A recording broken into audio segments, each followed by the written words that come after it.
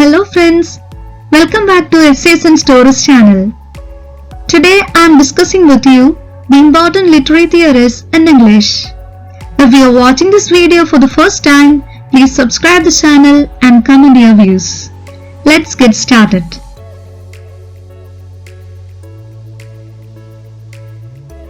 The first theory I am going to share with you is psychoanalytic theory. It was founded by Sigmund Freud in the late 19th century.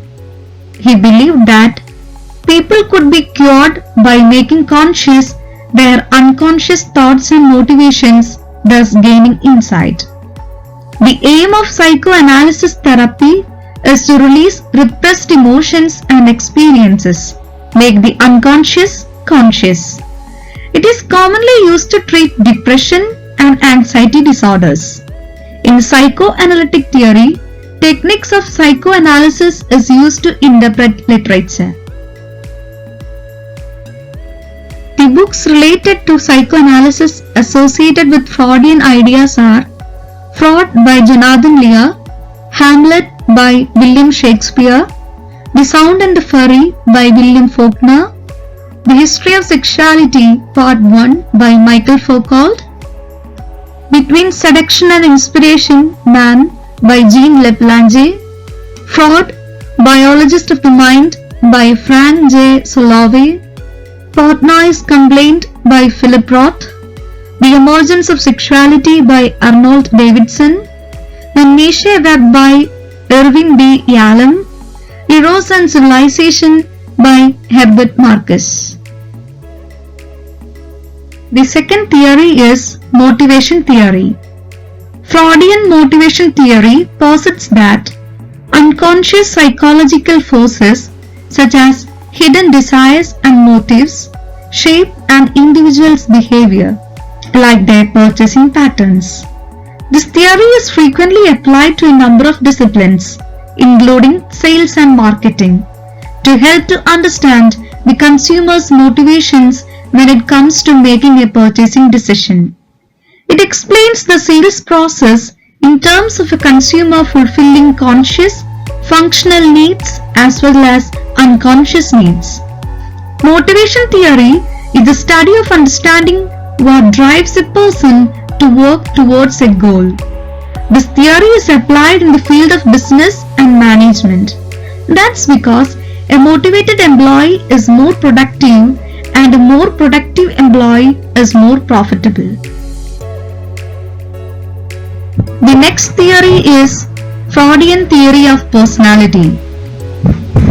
The human personality emerges as a composite of early childhood experiences based on how these experiences are consciously and unconsciously processed within human developmental stages, and how these experiences shape the personality. Not every person completes the necessary task of every developmental stage. When they don't, the results can be a mental condition requiring psychoanalysis to achieve proper functioning. The next theory is Freudian theory of interpretation of dreams. Freud believed dreams represented a disguised fulfillment of a repressed wish. He believed that studying dreams provided the easiest road to understanding of the unconscious activities of the mind. According to the idea that Freud proposed, the dream is considered the guardian of sleep. The fifth theory is theory of practical criticism. This study of literature encourages readers to examine the text without regarding any of the outside context like the author, the date and place of writing, or any other contextual information that may enlighten the reader.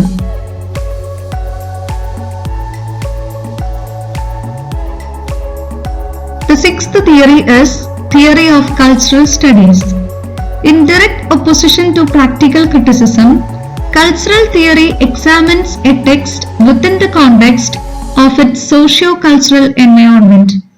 Cultural critics believe a text should be read through the lens of the text cultural context. The seventh theory is theory of formalism. Formalism compels readers to judge the artistic merit of literature by examining its formal elements like language and technical skill. It favors a literary canon of works that exemplify the highest standards of literature as the text itself. The eighth theory is reader response theory. Reader response criticism is rooted in the belief that a reader's reaction to or interpretation of a text is as valuable a source of critical study as the text itself. The ninth theory is the new criticism theory. New critics focused on examining the formal and structural elements of literature as opposed to the emotional or moral elements. Poet T.S. Eliot and critics Clent Brooks and John Crowe Ramsden pioneered the school of the new criticism. The 10th theory is the theory of Marxism. Socialist thinker Karl Marx established this branch of literary theory alongside Marxism, his political and sociological ideology. Marxist theory examines literature along the lines of class relations and socialist ideals. The next theory is the theory of postmodernism. Postmodernist literary criticism emerged in the middle of the 20th century to reflect the fractured and dissonant experience of 20th century life. The 12th theory is theory of cultural imperialism. Cultural imperialism, also called cultural colonialism, comprises the cultural aspects of imperialism.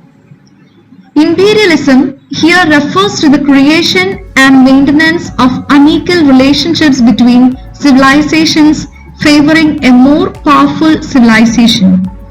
Cultural imperialism is the practice of promoting and imposing a culture over a less powerful society or the imposition by one dominant community of various aspects of its culture onto another non-dominant community.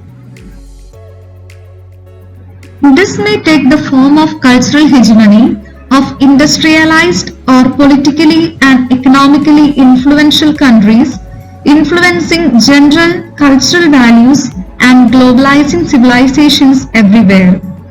Cultural imperialism can take the form of a general attitude or an active, formal and deliberate policy, including military action. Economic or technological factors may also play a role. 13th theory is the theory of existentialism. The world or the human being is not in itself absurd. This view of Albert Camus constitutes one of the two interpretations of the absurd in existentialist literature.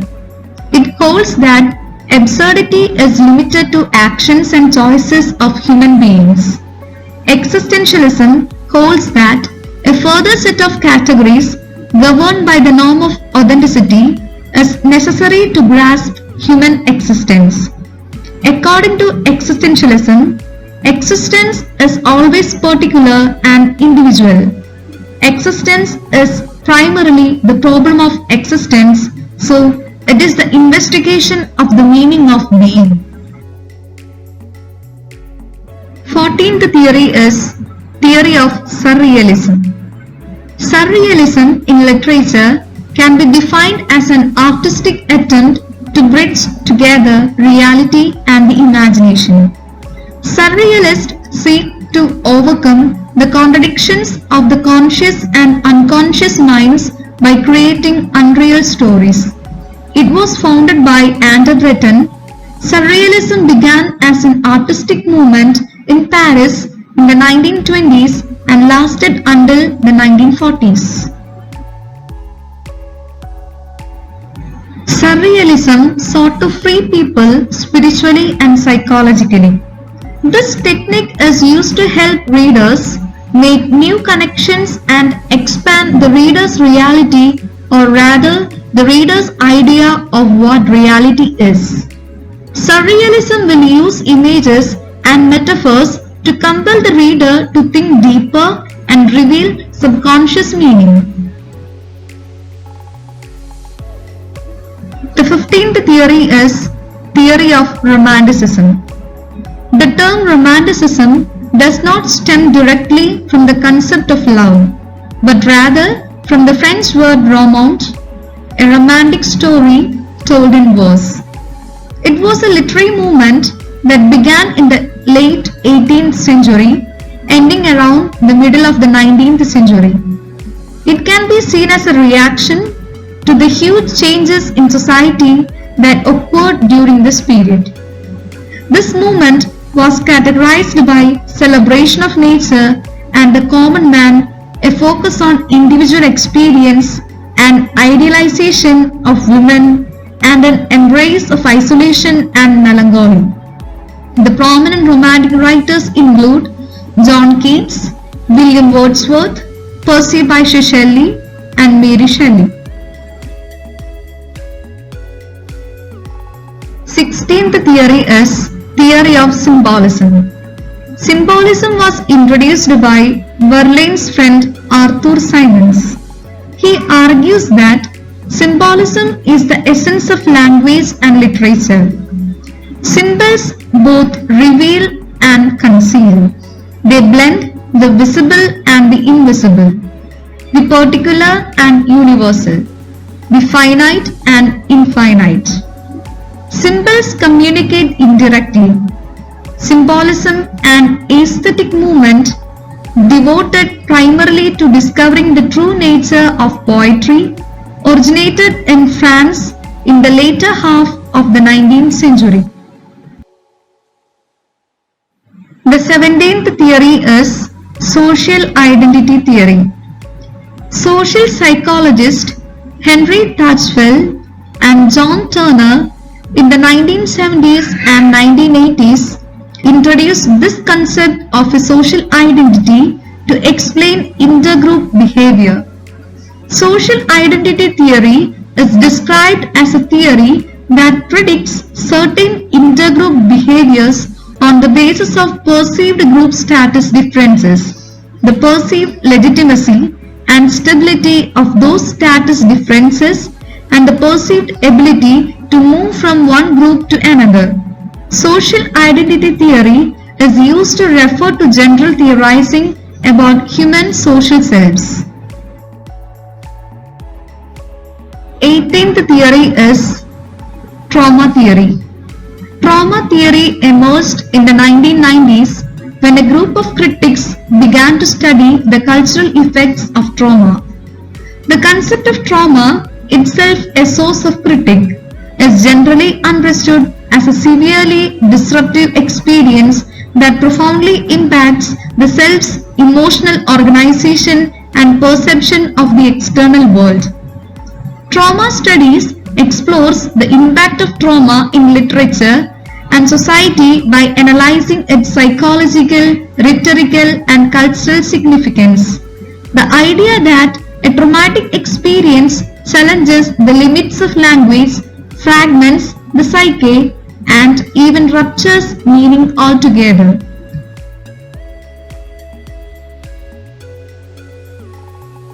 Nineteenth theory is critical race theory. Critical race theory was organized in 1989, and this examines how the law and legal institutions serve the interest of the wealthy and powerful at the expense of the poor and marginalized. This theory is based on the premise that race is not a natural, biologically grounded feature of physically distinct subgroups of human beings, but a socially constructed category that is used to oppress and exploit people of color. Law and legal institutions in the United States are inherently racist insofar as they function to create and maintain social, economic, and political inequalities between whites and non-whites, especially African Americans. Thank you all of you for patiently watching this video. If you like the video, please subscribe the channel and comment your views.